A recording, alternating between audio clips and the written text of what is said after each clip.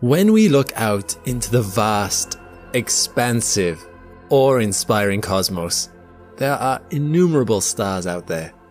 Yet, one of them dominates our sky and our lives, burning brightly and ferociously at the center of our solar system, the Sun. It's easy to see how generations of humans before us were inspired to create all kinds of legends to explain its mesmerizing glow. Now, as technology has advanced beyond the realms of their wildest imaginations, we can delve into the processes within and around our neighboring yellow dwarf, going deeper than ever before. As we journey through its ferocious atmosphere, let's explore what I'm sure you'll agree are the fascinating phenomena that materialize there. Previously, we've explored Jupiter and some of its moons through the lens of the electromagnetic spectrum, which you can see in this video here. Today, we will be revisiting this approach, but this time, rather than a planet, it'll be adapted to investigate a highly energetic ball of plasma. The light we'll be looking at is old. Although light is the fastest thing we know, the image of the Sun that we see from Earth is approximately 8 minutes and 20 seconds old, meaning we are viewing what the Sun looked like a few minutes in the past. And if you count how long it takes the photons generated within the Sun's core to make their way through each layer of the Sun before escaping into space, the light that reaches us is anywhere from 10,000 to 170,000 years old. Where to begin? Like eating a fruit by starting with the outer layers and working your way in, let's start our investigation with the outermost layer of the Sun's atmosphere, the corona. The following image was taken by the Solar Dynamics Observatory, or SDO, a NASA space mission launched back in February 2010. SDO aimed to better understand the solar variations that influence life on Earth and our technological systems by studying the dynamic solar surface and atmosphere at different electromagnetic wavelengths. By looking at light beyond the visible range, NASA was able to pick out normally invisible details crucial to our understanding of the Sun. This image was taken using a 19.3 nanometer wavelength, representing light found in the extreme ultraviolet region. At a wavelength corresponding to a color temperature of 1 million Kelvin, we can clearly see the higher region of the Sun's corona. Interestingly, the Sun's corona can also be seen by the naked eye on rare occasions, such as during a total solar eclipse. When the moon is perfectly aligned between the Earth and the Sun for a fleeting period of time, the view of the central, brighter disk, known as the photosphere, is fully blocked, revealing a radiant exterior.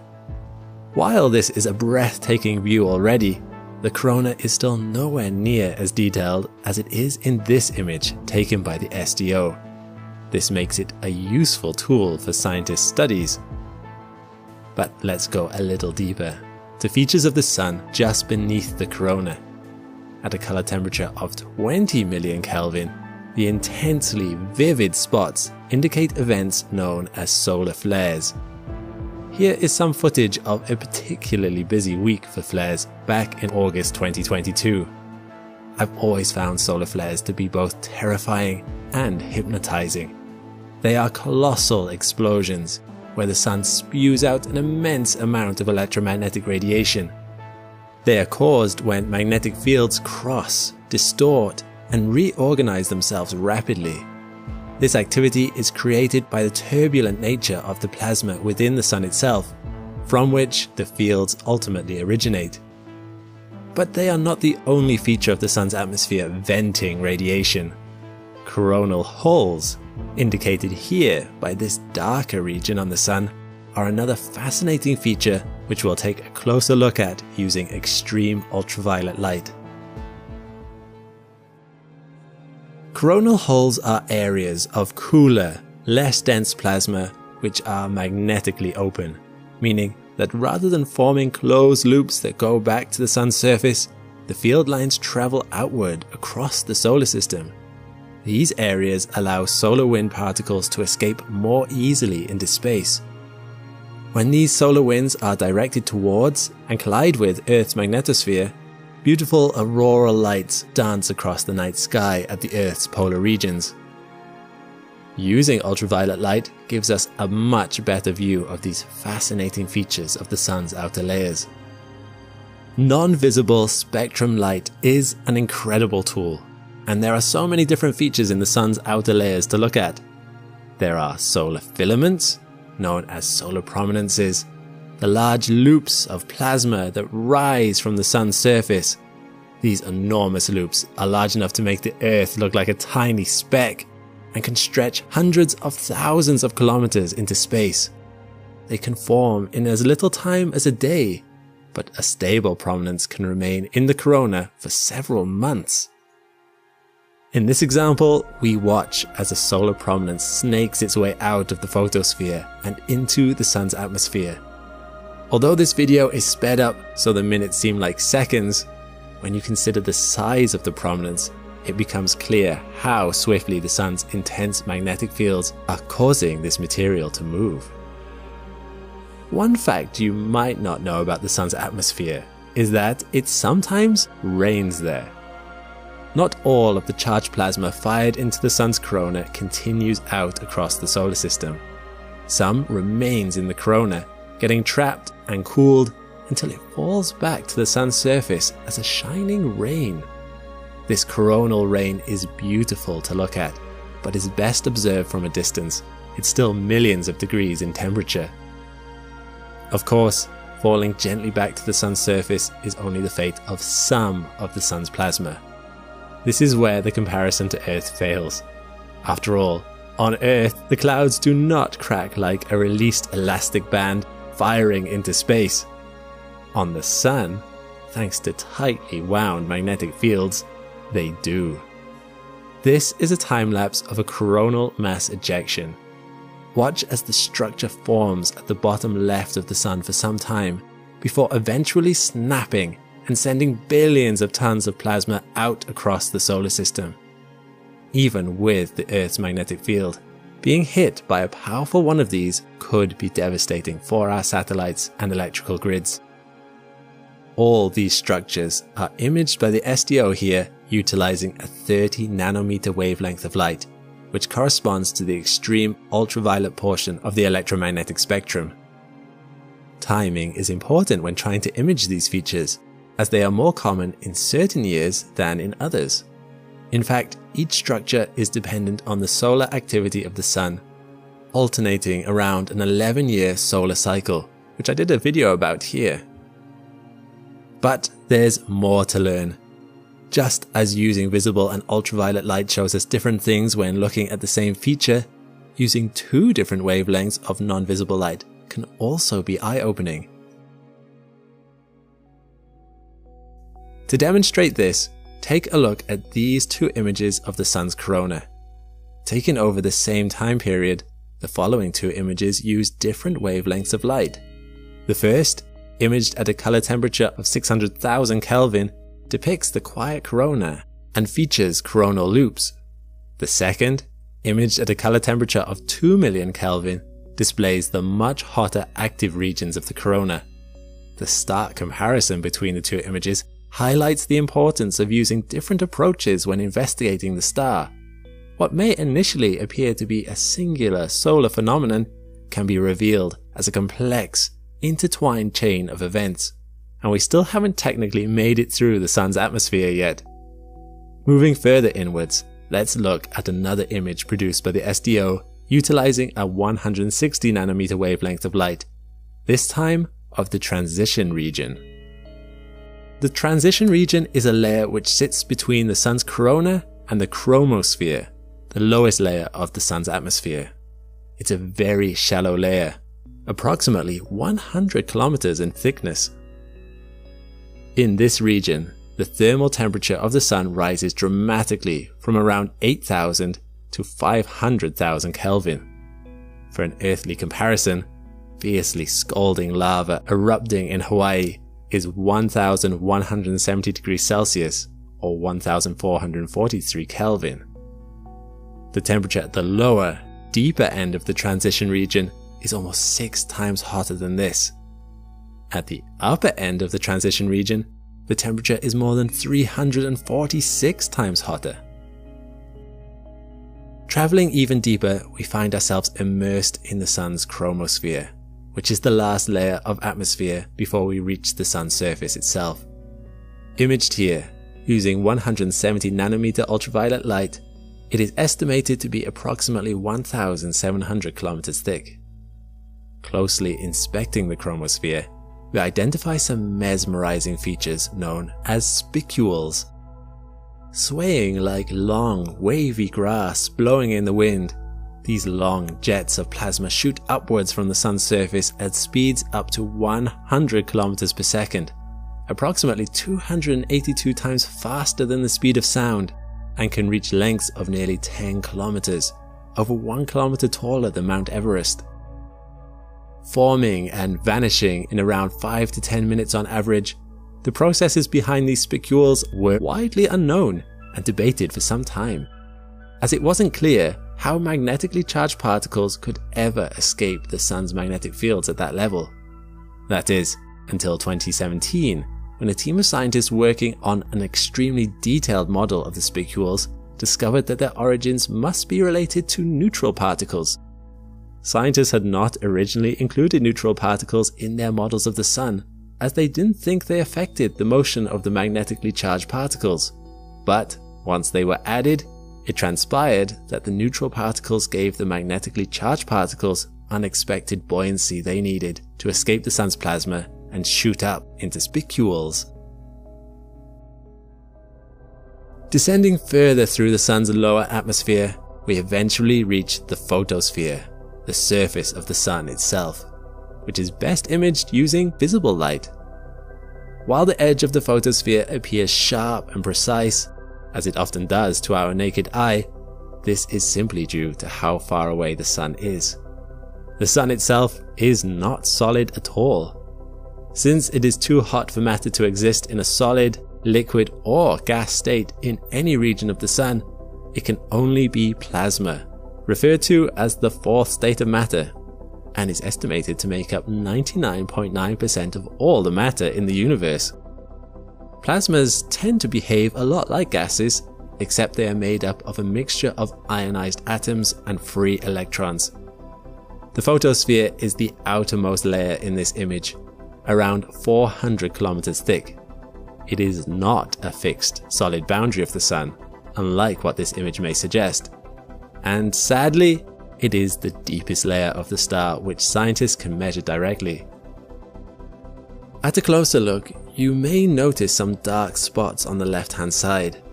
These are known as sunspots and appear darker than other parts of the photosphere due to their cooler temperatures. But that's only in comparison to their scorching hot surroundings. Unlike coronal holes, sunspots form in areas where magnetic fields are particularly powerful. Here, heat becomes trapped beneath the photosphere due to decreased convection within these areas. When comparing this image of the Sun to a previous one taken using extreme ultraviolet light over the same period, a connection between sunspots and solar flares emerges. The captivating solar flares and sunspots coincide at the same location. From peering beneath the surface, it becomes clear that one must lead to the other. Now let's take a closer look at some similar sunspots. This image was taken using the Swedish Solar Telescope, based here on Earth, and using a wavelength of visible light of approximately 400 nanometers. Next to and surrounding the sunspots, the photosphere is saturated with these jagged-edged, endlessly shape-shifting cells, which doesn't look dissimilar to lava as it cools and cracks. However, these cells are around 1,000 kilometers wide and are known as solar granules. Consider them from the top layer of a churning convection cell underneath. Brighter areas inside each granule represent fluid of unimaginable temperatures rising from within the Sun's upper interior layer to its surface. Upon reaching this boundary, the fluid has nowhere to go except to spread outwards and across. After cooling gradually, The fluid sinks back inwards via the rough, dark boundaries surrounding each cell, before repeating the cycle. This process closely resembles the convection currents within the Earth's mantle, responsible for driving plate tectonics. This process is no joke. While on average it is estimated that each granule lasts for as little as 20 minutes, the flow within the cells reaches supersonic speeds of more than 7 kilometers per second, generating waves on the sun's surface due to sonic booms. Fascinatingly, these granules can also be seen in the full disk view we saw earlier, utilizing the same wavelength of visible light. You may think this image looks quite grainy for such a high-tech space probe, and you're right, it does. But that graininess is the granules on the photosphere of the sun, not a processing effect or excess noise in the image. And that's it.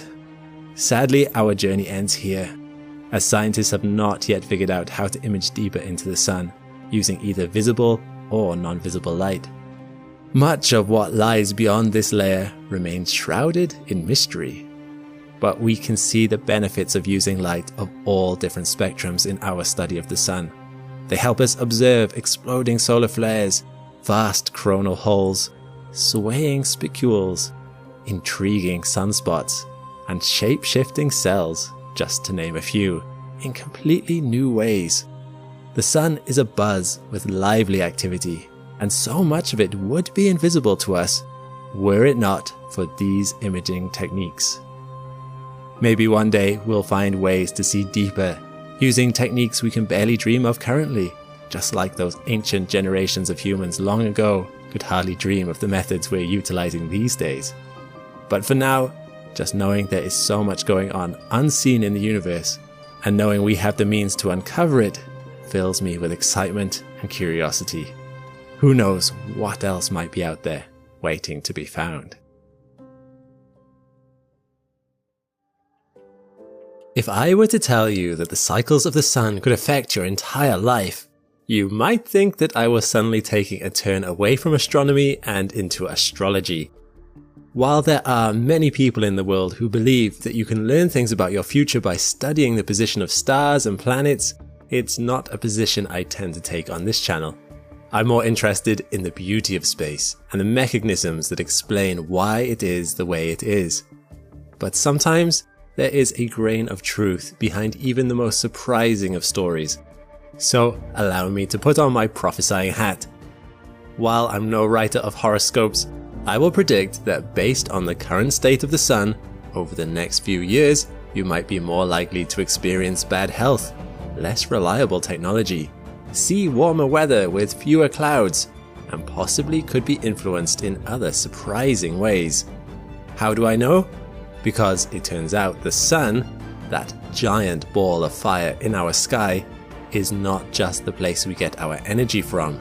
Science is starting to show that its 11-year cycles might just be the metronome measuring out how life on our planet tick, tick, ticks.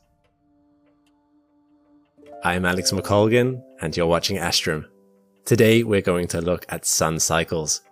In particular, I intend to show you exactly how the cycles of the sun are already influencing the course of your life. It's no surprise that the sun is influential to life on Earth. After all, in many respects, it is life's origin. Life on Earth needs energy to function, and the sun frequently provides that energy. Light for plants, plants for herbivores, herbivores for carnivores, all the way up the food chain. It's hard to find anything on Earth that could live without our sun. But beyond the gift of that life-sustaining energy, it's easy to think of the sun as fairly static. We see it rise and fall in the sky, but we rarely notice it undergoing any sort of change. This, however, is an illusion. The sun changes all the time. As science has advanced and we've been able to shield out the worst of the sun's glare, it became possible to study the sun's surface. As early as 1610, it became clear that the sun was a boiling, shifting sea of barely restrained plasma, which frequently wasn't restrained. In spite of the intense gravitational force holding it all together, the nuclear reactions taking place in its core are so hot, reaching 15 million degrees Celsius in its center, that plasma bubbles and bursts on its surface, erupting into solar flares that blaze in all directions. Sunspots, dark patches of the sun's surface that are filled with intense magnetic fields and can be between 1,600 and 160,000 kilometers across, form, drift, and vanish. Coronal mass ejections explode out of the sun's corona, the atmospheric zone above the sun that is strangely 200 times hotter than its surface. It's hard to find a place in the solar system that is as active as the sun. What many people do not realize is that that activity waxes and wanes. The sun operates on an 11-year cycle that alternates between a period of low activity, the solar minimum, to a much higher level, the solar maximum, and then back again. Sunspots, solar flares, and CMEs all become more common during the solar maximum. You are 50 times more likely to see a solar flare during solar maximum compared to the sun's minimum, and large CMEs go from happening once every few days to multiple times in a single day. This is known as the Schwabe cycle. Interestingly, this represents one half of a larger cycle known as the Hale cycle, which maps the changes in the sun's magnetic polarity. Once every Schwabe cycle, every 11 years, the sun's magnetic north pole and south poles swap places. When another Schwabe cycle occurs, the poles swap back. Tick, tick, tick. This constant rising and falling of solar energy levels thrums through our planetary system, rising and falling like a heartbeat. And surprisingly, even though we can't see it, we here on Earth move to its rhythm. We don't really understand why the sun goes through this cycle. It's clearly related to the magnetic processes that exist within the sun itself. Yet, although we have observed these cycles in action for the last 200 years, and have seen evidence of their influence on the Earth over the last 10,000, we're still no closer to figuring out why the sun cycle has a length of that particular time period rather than any other. What force drives it? Lacking any other obvious answer, some scientists have tried to connect the orbital length of Jupiter, also about 11 years, to this cycle length, but this could easily be a coincidence. Although Jupiter represents 2.5 times the combined mass of all the other planets in the solar system, and definitely exerts some gravitational pull on the sun, its orbit cannot explain the variations, seemingly random, that the sun's cycle undergoes. Much of what goes on within the sun is a mystery to us, but its influence on Earth, that is much easier to see. It begins with the space around us.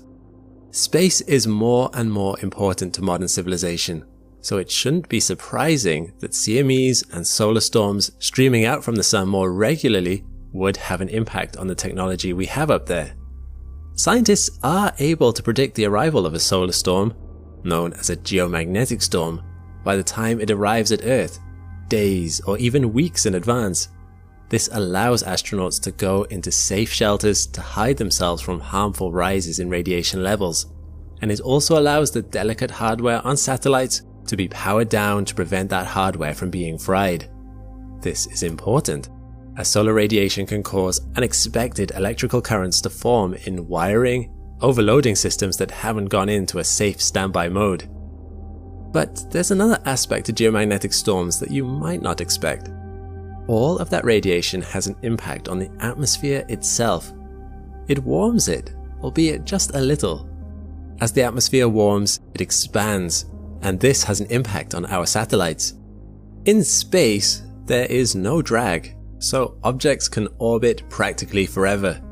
Well, this isn't entirely true, and satellites in low Earth orbit do occasionally, about 4 times a year, need to expend fuel to correct their orbits, as there is still a tiny amount of atmosphere up there.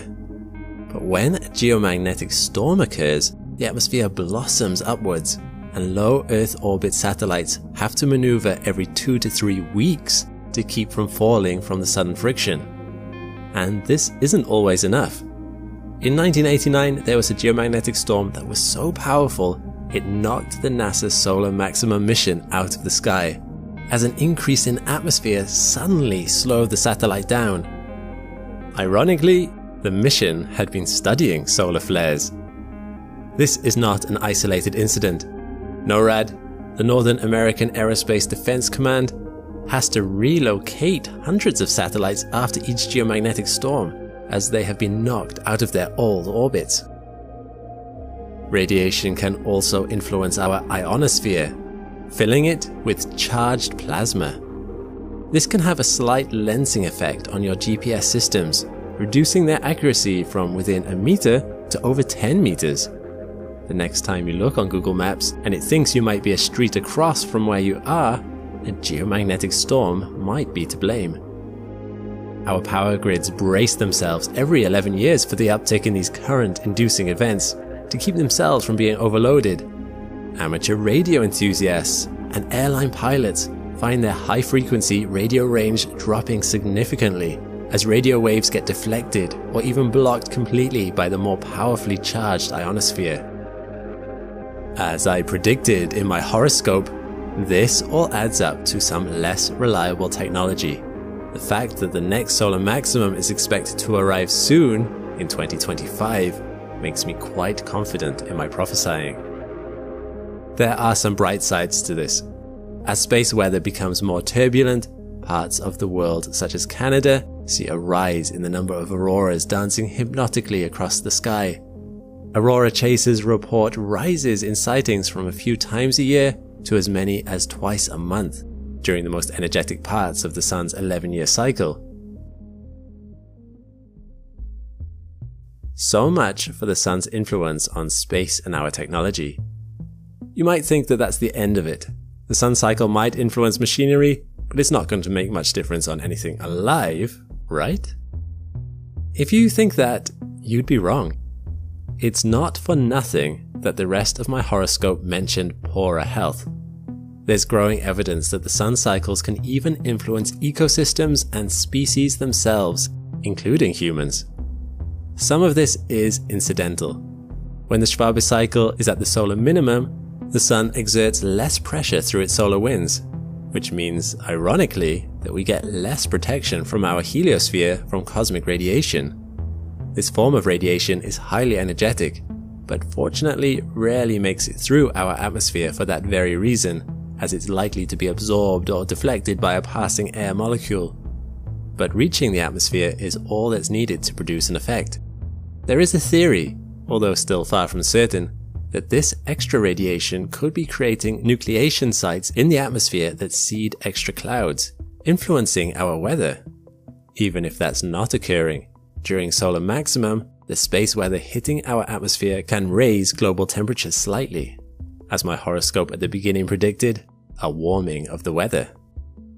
Not by much, it should be said, less than half a degree, and the temperature always eventually returns to where it started, but it's enough that it's noticeable to species paying attention to temperature, for instance to decide when to start the mating season.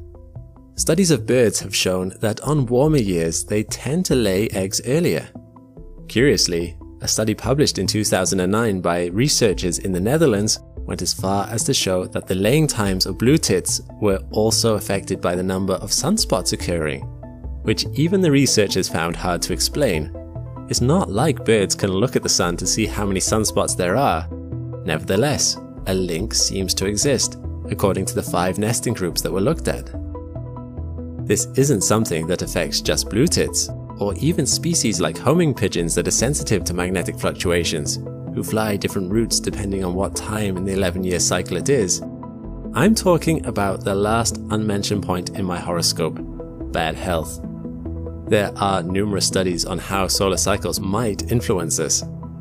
In 2011, a study spanning 2 decades of nearly 1/3 of women in Holland discovered a peak in 6 cervical pathologies that took place just after solar maximum, when the sun's radiation was hitting hardest.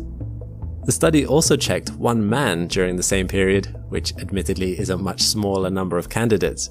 Still, it was interesting to note that the man experienced slight elevations in oral temperature, pulse rate, blood pressure, and respiration rate that took place soon after solar maximum 2.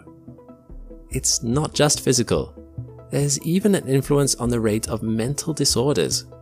A study in 2006 looked at 237,000 clients in the main Medicaid database collected between 1995 and 2004. They found that, of all those clients, those born during higher energy chaotic cycles experienced an increased rate in mental disorders. If this is the case, then the cycle of the sun at the moment of your birth might just have influenced the course of your life. It's not quite star signs, but astrology might just be onto something, at least with one specific star. Ultimately, the science on this is still ongoing, and it should be stressed that any health impacts caused by these cycles are extremely minor. As one researcher put it, it took hundreds of thousands of patients to even notice that there was a health impact. The sun cycle should not prevent you from living your life. We're currently heading towards a solar maximum, predicted to arrive in 2025. But for those who are worried, living through or being born in a solar maximum isn't all bad. The same study suggested that this radiation might lead to a rise in creativity and adaptability. Perhaps it was during one such cycle, 80,000 years ago, that a human brain was mutated to give it abstract thought and consciousness. If so, if they gave us the means to perceive the universe, we have much to thank solar maximums for. We wouldn't be us without them. What does the sun sound like? It's a simple enough question, and one that comes with a simple enough answer. The sun is silent, of course. Because sound doesn't travel in a vacuum, to us, the sun sounds like nothing at all. But let's do away with simple answers. What if sound actually could propagate through space? Without a giant cosmic muffler between us and our closest star, what would we hear? Would the sun sing to us, an enchanting melody in our sky?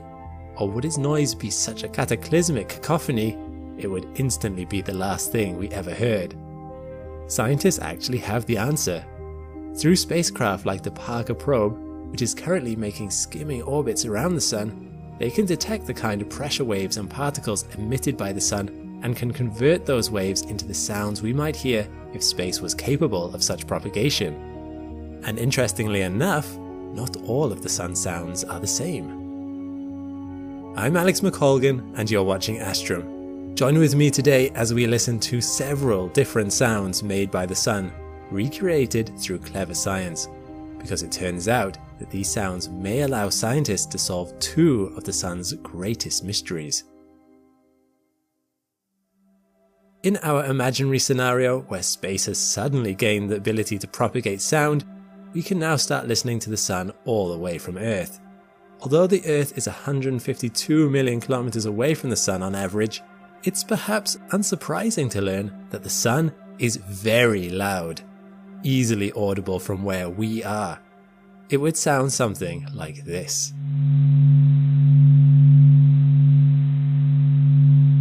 Just a reminder, there is no sound in space. This is a sound reconstruction, turning amplitudes and frequencies into sound waves, creating clips of what the waves might sound like to the human ear if an atmosphere were present.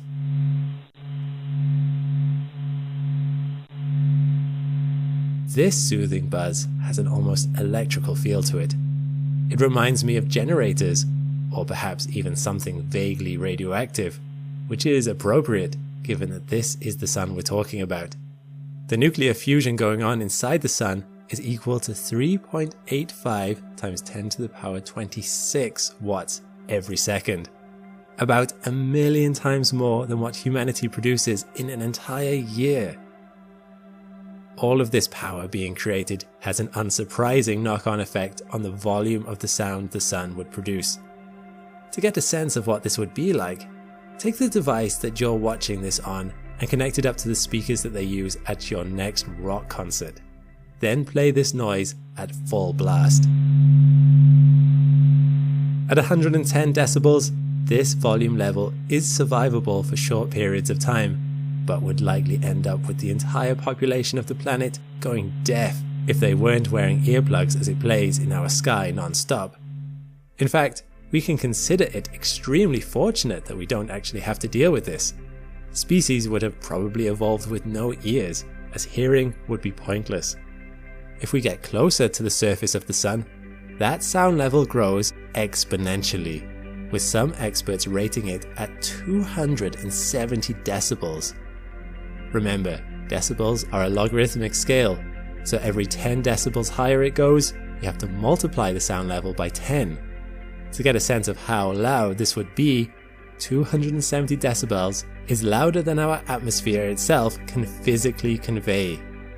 There is a cap on sound at 190 decibels in Earth's atmosphere, as different mediums have different volume caps, due to some complicated quirks of wave amplitude and energy levels, which we won't go into here. The volume of the sun would be 100 million times higher than this cap. The sun is loud. Which is a shame, as some of the sun's sounds can only be differentiated when we enter that ear-splitting zone. By the time the noise of the sun has reached us, many of the sun's sounds have blurred into one, meaning we miss out on some of their fascinating intricacies. To gain a better insight into the sun, we would need to get closer, entering into that blisteringly loud zone of noise. So let's ignore the volume of the sun for now, and instead let's focus on its sound patterns. If we were to enter a spacecraft and head towards the sun, we would soon begin to hear a difference in the sound's uniformity. Rather than a constant buzzing, we would hear something like this. This is the sound of the solar wind. The sun emits a constant stream of charged particles that blasts out across the solar system, and its existence represents one of the sun's greatest enigmas to date. You see, it's tempting to think of this stream from starting inside the sun and blasting outward under the incredible force of all that nuclear fusion. However, by the 1960s, an important discovery had been made through observation. Although particles within the sun's atmosphere, or corona, were moving around with an average speed of 145 meters per second, particles outside of the corona were traveling at 618 meters per second. This meant that particles that had enough speed to escape from the sun's surface were drifting into space, and then something in the sun's corona was hyper-accelerating them from subsonic to supersonic speeds, firing them off. What kind of process or mechanism is doing this remains a mystery to this day. The corona contains a second enigma too. It is far too hot. Although you might expect the center of the sun to be the warmest part of it, and the temperature to gradually go down the further from the center you go, this stops being true once you enter the corona. The surface of the sun has an average temperature of 5,600 degrees Celsius, but within a few kilometers, the corona suddenly sees the temperature jump to as high as 2 million degrees Celsius. Something in the sun's corona is flicking solar wind into space, and something is making things very hot. Scientists do not know why this is happening either, although it is thought to have something to do with magnetic fields. It's here that we would meet the third sound of our tour of the sun. As our spaceship would draw closer, and we passed over the boundary between the corona and empty space, something known in science as the Alfvén surface, we would begin to hear the following.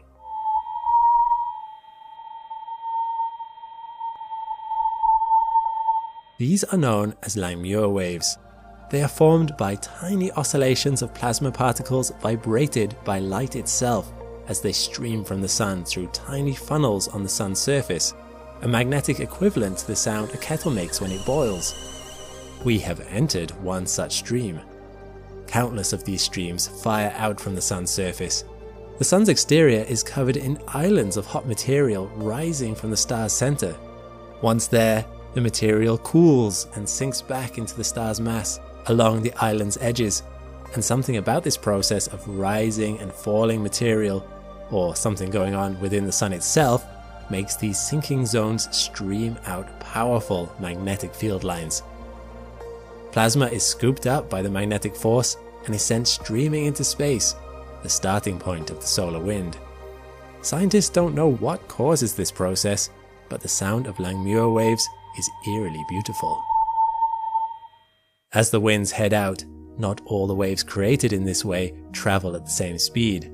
This has the effect of spreading out sounds, as faster parts of the wave run ahead while slower parts of the wave fall behind, creating what are known as dispersive waves. Such waves are filled with chirps, little eddies of sound where fast waves coming from behind meet slow waves already travelling ahead.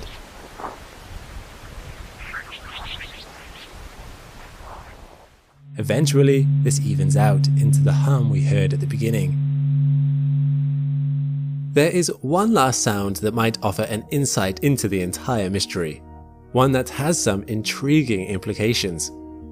Here, right within the sun's boiling corona, we can finally begin to detect Whistler mode waves.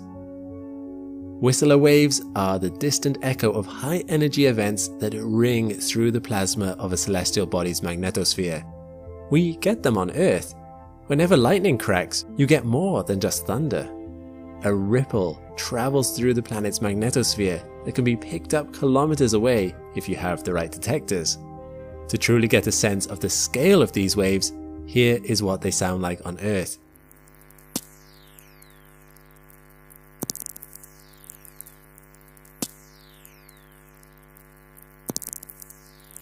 Just a few small little cracks and whistles, nothing too special. Now, here's what they sound like on the Sun.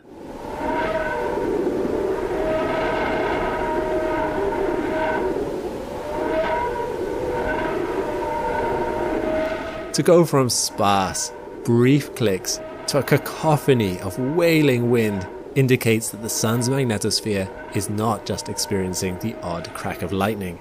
Something is going on constantly, all over, merging individual moments together into one incessant roar. Scientists are still trying to figure out what that roar is being caused by, but at least one theory for the force behind this sound, which can account for the dramatic acceleration and superheating of matter within the corona, is a dry-sounding little event called magnetic reconnection. Magnetic reconnection sounds fairly innocuous, and yet its innocent, technical-sounding name disguises a cataclysm. The Sun is a tensely wound-up ball of shifting magnetic field lines, all due to that churning plasma within its heart. I cannot stress enough how powerful these are. When magnetic field lines travel away from the Sun, it's sometimes possible for them to merge with other field lines, causing some of those iconic loops to form that you've likely seen in images of the Sun before. However, at the moment such arcs are formed, all hell breaks loose. When two parallel lines touch, creating an arc, there's a massive realignment in the excess field line's polarity. Everything above the arc needs to find a place to go to ensure magnetic equilibrium is maintained. Cut from their tethers, the field lines further out from the Sun form an arc of their own, which then catapults off into space like the releasing of a gargantuan stretched rubber band. This rapidly accelerating magnetic force is known as a nanoflare, and it indirectly heats the corona above it to multi-millions of degrees in seconds. Scientists have only recently developed the capability to be able to even see nanoflares, and aren't entirely certain the nanoflares they've seen are indeed the hypothesized events they were expecting, although they do seem to be accompanied by the expected superheating. This is an explanation that is still being worked out. Most of it is not yet understood. And still, it's not completely far-fetched that such moments when the Sun gets so wound up it snaps explain why its corona is as hot as it is, and why it is flinging solar winds out across the solar system with quite the force we witness. Although, to go from a single crack into the roaring wail that we hear, and to account for the constant solar wind travelling outwards in all directions from the Sun, nanoflares, or whatever the force behind this phenomenon is, must be extremely widespread throughout the entire corona. The Sun continues to hold many mysteries. The Parker Solar Probe, which collected many of these sounds, continues its journey around the Sun, gathering valuable data with every pass. The Parker Probe is only 4 years into its 7-year mission, so hopefully it will collect plenty more information for scientists to pore over. Perhaps they will find more sounds for us, each one a clue to the ancient riddle of how the universe works. Because ironically, just like listening to the ticking of a clock to try and figure out how the clockwork functions, the secrets to the Sun might one day be solved by what we hear rather than by what we see. It is something hardwired into humans to want to be remembered. For thousands of years of mankind's history, people have erected monuments to themselves and performed great deeds, all to endure after they'd passed on. It's no wonder some people might want to be the one who made a great scientific discovery, like discovering a special star or a planet, so they'll be remembered for all time. However, being overzealous could lead to being remembered for all the wrong reasons. I'm Alex McColgan and you're watching Astrum, and in today's video we're going to be looking at the fascinating discovery of a planet in our solar system closer to the Sun than Mercury. It was observed dozens of times by various astronomers. The only problem? It doesn't actually exist. Let's rewind to the year 1846, when something astounding had just happened in the scientific community.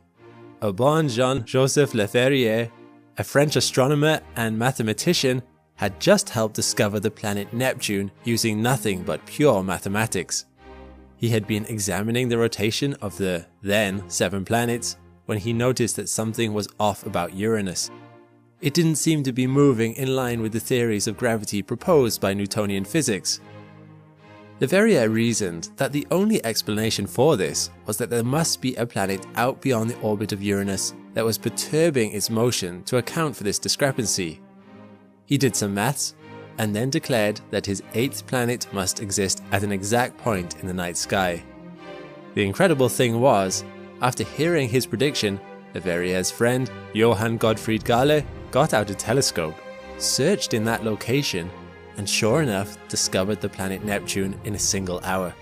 It was almost exactly where Leverrier had predicted that it would be. The scientific community went wild with this discovery, and Leverrier was rightly celebrated for his incredible deductions. So it's not surprising that a decade later, when he predicted the location of a 9th planet using the same methodology, the scientific community listened. In fairness, he had not been the first to predict that such a planet existed. It was as far back as 1601 that German astronomer Christoph Scheiner had claimed to have noticed a strange black spot moving in front of the Sun, and had claimed that this was a planet.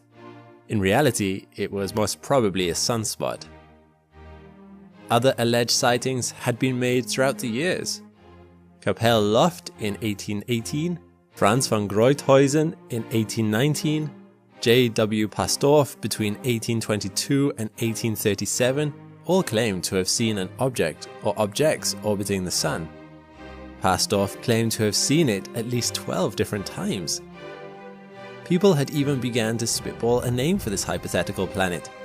In 1846, French astronomer Jacques Babinet suggested calling it Vulcan, after the Roman god of volcanoes, fire and metalwork. This would have been an appropriate name, as any planet closer to the Sun than Mercury would have been exceptionally hot. Mercury already experienced temperatures of 427 degrees Celsius. Vulcan would have been even hotter. And yet, for all these sightings, confirmation of the planet remained elusive. But what made Leverrier's claim stand out was the way he had come to make it. In 1845, before his discovery of Neptune, Leverrier had been asked by the director of the Paris Observatory to apply Newton's laws of physics to the orbit of the planet Mercury, to see if the two lined up. Leverrier did so, laying out a theoretical orbit that Mercury would take around the Sun based on Newtonian physics. Once his prediction was made, astronomers observed Mercury to see how well it matched up. Only it did not. Leverrier tried again. Reasoning that it was possible his maths had been out, he did a much more thorough study in 1859. Using multiple observed sightings of Mercury as his baseline, he once again mapped out Mercury's orbit. But once again, his predictions were out. Not by much, only 45 arcseconds per century, but enough that there was conclusively something weird going on. Confident of his maths this time, Leverrier reached the conclusion that there must be some mass pulling Mercury out from the idealized orbit, either a planet or a series of asteroids. Given his success by now at locating Neptune, many astronomers believed him. Scientists rushed to telescopes to try and spot the alleged planet, and it wasn't long before results began to come in. Spotting a planet so close to the Sun was inherently difficult. The glare of the Sun would completely obliterate the reflected shine of a tiny planet. As such, the most effective method of spotting such an object was to see the darkening it caused as it travelled across the Sun. And in 1859, Edmond Modeste Lescarbault claimed to have seen just that. Lescarbault was a French amateur astronomer and physician who, using basic tools in a homemade observatory, claimed to have spotted a small black object passing by the Sun on the 22nd of December. He wrote to Leverrier, who was so taken by his claim that he travelled by train to the man's home unannounced to verify it. He questioned Lescarbault, heard his observations, and came to the conclusion that the man was telling the truth. So the two of them announced to the scientific community Lescarbault's discovery. They named the planet Vulcan. The scientific community was once again very impressed. Lescarbault was given the Légion d'honneur, the highest order of merit in France. He got to speak at meetings of learned scholars. There was only one problem. The planet he had discovered didn't actually exist. There were numerous proofs of this. For one, naturally, other scientists wanted to take a look at this new planet Vulcan. Leverrier calculated from Lescarbault's observations that Vulcan must orbit 21 million kilometers out from the Sun and did so every 19 days and 17 hours. So it would be easy to spot, as it would be calculable when it would pass the Sun again next.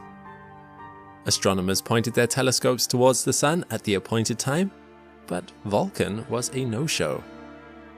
Leverrier was troubled by this, but by then more reports were coming in of the planet's sighting.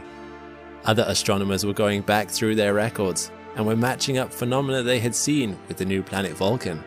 Some of these were years out of date and not even listed as to when in the year they had happened, but Leverrier still used these to tinker with his model, reasoning that perhaps his maths were just out. So he would predict and would not see Vulcan, and would rework his theory and would not see it again. Another piece of damning proof came from Emmanuel Liais, another French astronomer. Liais claimed that he had been coincidentally looking at the Sun at the exact moment Lescarbault had, with a twice as powerful telescope, and had not seen the planet Lescarbault had claimed to have observed. Vulcan's existence floated through murky waters, as there were renowned scientists who did claim to see it from time to time. Leverrier died in 1877, but just a year later in 1878, two well-renowned astronomers both claimed to have seen Vulcan at the same point in the sky at the same time during a solar eclipse. They even both claimed that the planet was reddish in color. The corroboration was compelling, yet Vulcan still did not exist. In science, if a fact is true, then it is repeatable. And in spite of all these observations throughout the years, Vulcan was never repeatably observed. It was never seen during a solar eclipse again. In time, that corroborated sighting was put down to calculation errors and misidentifying a known star. But ultimately, the one who finally put the idea of Vulcan to rest was Albert Einstein, and he did so by thinking of something completely different. Numerous scientists over the years had attempted to see Leverrier's planet Vulcan because mathematically they were certain it had to exist. Newtonian physics demanded that it did. They strained to see it, and in that confirmation bias, they did see it again and again, just never in the same place. But Einstein realized that it was Newtonian physics that was at fault. In 1915, he proposed a model of physics that accurately described the motion of the universe, but relied on things like curvature of space-time rather than gravity. At slow speeds, it looked a lot like Newtonian physics, but when you placed objects like Mercury next to very massive objects like the Sun, special relativity predicted a different path for their orbits. And sure enough, Einstein's model predicted the exact orbit that Mercury made around the Sun, deviations and all. And with that, the case for Vulcan's existence evaporated. Under special relativity, it couldn't exist. There could be no object next to the Sun of a planetary size, or it would mess with Mercury's orbit so that it would no longer line up with the maths. And this time, Einstein was able to prove his maths correct through tests like the Eddington experiment. There is a lesson in this somewhere. Sometimes if we want something too much, we find it regardless of whether it is really there or not. Sometimes it takes thinking outside the box and challenging our previously held beliefs before the truth can be found out. As scientists, and equally as lay people, it's important that we do not hold too tightly to our ideas. The truth does not need our fervor. It will prove itself given time and opportunities for repetition. So there you have it. The planet Vulcan, a planet of fire that was nothing but smoke and mirrors, a yearning for something but never a reality. Newtonian physics were replaced by Einstein's theories of relativity, and now special relativity is here to stay, at least until it is supplanted by something even more comprehensive too. Have you ever looked up at the sky and seen something so strange it made you wonder if you were dreaming? Perhaps you saw what looked like a rainbow, only it was upside down. Or maybe you saw a perfect circle of light around the Sun with 2 splashes of rainbow color on the sides. Well, no need to pinch yourself. What you are seeing is a unique category of optical phenomena called ice halos. Although similar, they aren't technically rainbows, but their own distinct wonder. Some are relatively common, while others are extremely rare. As you might know, rainbows occur when sunlight is refracted by water droplets suspended in the atmosphere. When light travels from one transparent substance to another, such as from air to water, its speed changes, bending its path and separating the light into colored bands by wavelength, a process called dispersion. But what happens when light hits water particles that are made of ice rather than liquid water? Well, depending on the shape and orientation of the ice crystals, as well as the direction of the light hitting them, they can produce a whole range of optical phenomena. To date, 119 kinds of ice halos have been categorized, and there might still be others we don't know about. So what are ice halos? How do they form? And what should you look for if you want to see one for yourself? And finally, are they a sign of something more ominous on the horizon?